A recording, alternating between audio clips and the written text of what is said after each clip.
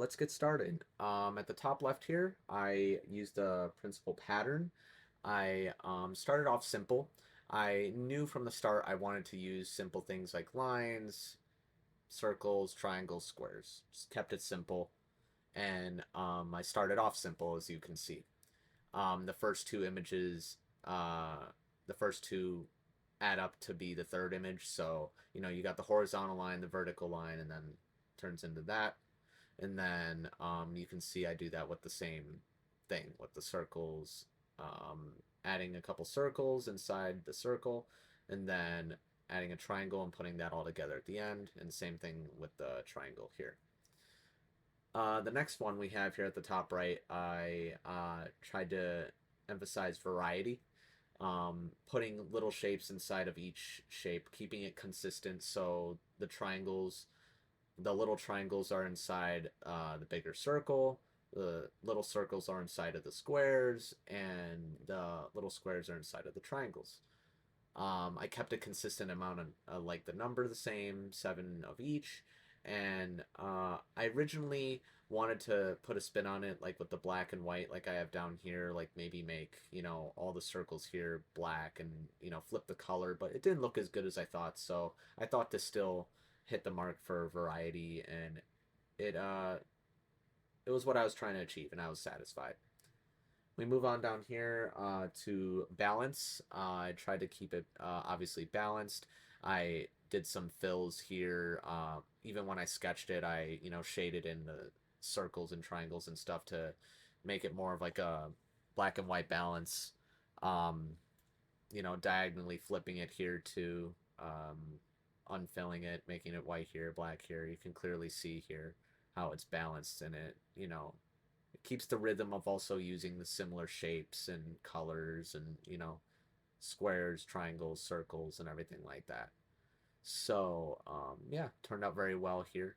And then at the end here, I wanted to try and get a combination of all of them. So again, keeping the repetition of using the squares and triangles and circles.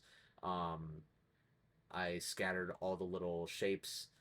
Again, using a consistent number of each, the same number seven of each little shape.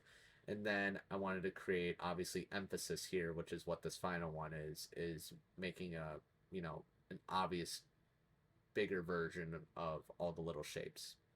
And I wanted to kind of put together, something from each of these previous three, putting shapes inside each other like I did in the pattern, the play on black and white, again, putting the shapes inside each other, kind of a combination of all three. And I took the little shapes from the variety and scattered them among here.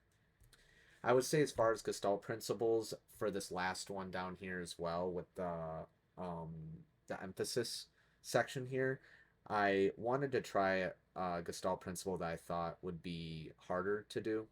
I would say figure ground, I thought, in my personal opinion, would be most challenging. So I tried to, use emphasis to my advantage and kind of create this is like the focal point that the person's going to look at, and then all these little shapes seem to be the background. I think I hit the mark okay, but I'm pleased with how it, showed emphasis and how it all kind of gives some sort of unity to my composition as well. Obviously, I use similarity, using the same shapes, colors, simple shapes, simple sizes throughout the whole uh, work here. Um, Used a bit of proximity here in the variety section, cramming all the shapes together, and they're very close in proximity. And then here there's kind of an even distribution of proximity between the different shapes as well. Maybe a little bit of closure in this here.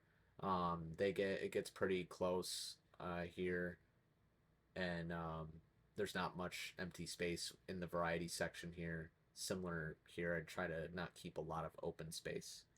But overall, I would say I'm happy with how this turned out. We can look at my sketch. This is what the original sketch was.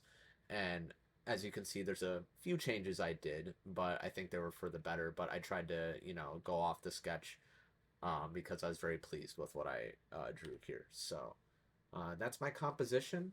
Hope you all enjoyed, and thank you for watching.